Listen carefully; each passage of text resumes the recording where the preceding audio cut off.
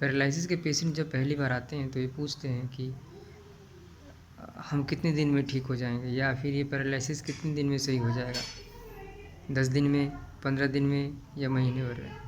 इस सवाल का जवाब ये है कि ये ठीक होना, पैरालिसिस का ठीक होना डिपेंड करता है कि आपका ब्रेन का कौन सा पार्ट अफेक्टेड है और ब्रेन के अंदर में जो जख्म है, जो इंजरी है, वो कितना ज़्यादा है।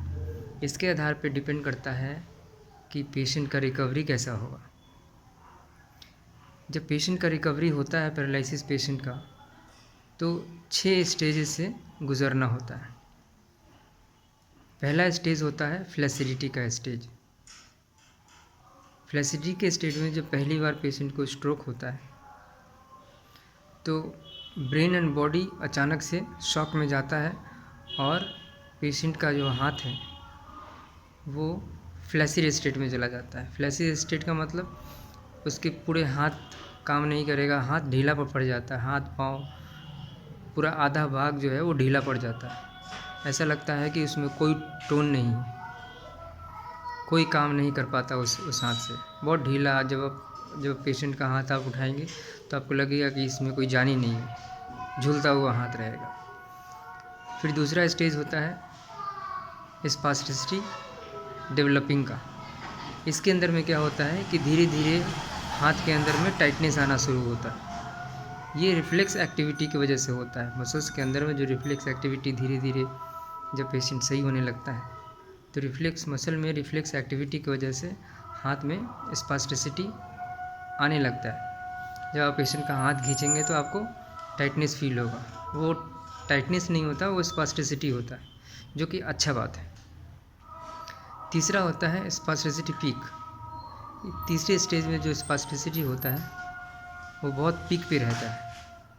जब पेशेंट का आप हाथ खींचेंगे तो ऐसा लगेगा कि बहुत ज़्यादा टाइटनेस बढ़ गया है, और पेशेंट को हाथ उठाने के लिए कहेंगे तो वो एक जैसे पेशेंट को आप बोलेंगे कि हाथ उठाओ तो अच्छी तरीके से हाथ नहीं उठाएगा, वो पूरा हाथ को घुमाते हुए हाथ उठाएगा। इसके अंदर में क्या होता है कि बहुत सारा मसल्स जो है एक साथ काम करने लगता है। कोई भी मूवमेंट पेशेंट को बोलेंगे तो वो एग्जैक्टली वो वाला मूवमेंट नहीं कर पाएगा, पूरे हाथ को उठाने की कोशिश करेगा। क्यों ऐसा होता है? क्योंकि उस मूवमेंट को करने के लिए सारे के सारे मसल्स काम करने लगते हैं उस मूवमेंट को उठाने के लिए, जिसको सिनर्जी पैटर्न बोलते हैं। चौथा होता है स्पास्टिसिटी डिक्लाइनिंग का।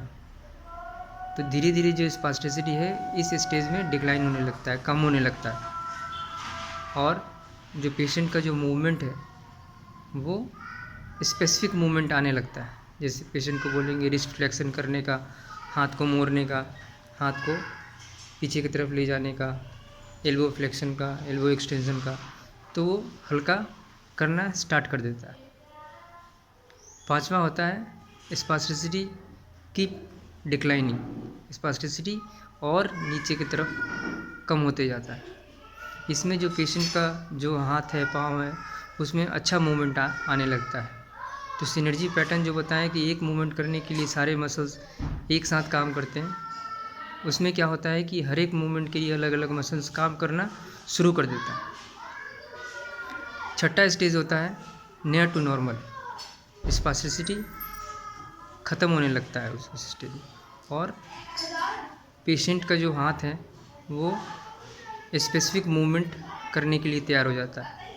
हर एक मूवमेंट के लिए जो हर एक मसल्स का जो इस्तेमाल होता है वो आने लगता है पेशेंट में, और पेशेंट जो नॉर्मल डेली के एक्टिविटी है वो भी करना वो स्टार्ट कर देता है। तो इस तरीके से 6 स्टेजेस से गुज़रना पड़ता है पेशेंट को ठीक होने के लिए। ये बात पेशेंट को भी समझना ज़रूरी है जब वो इलाज के लिए जाते हैं, कि अचानक से 10 दिन में, 5 दिन में ठीक होने वाली चीज़ नहीं है।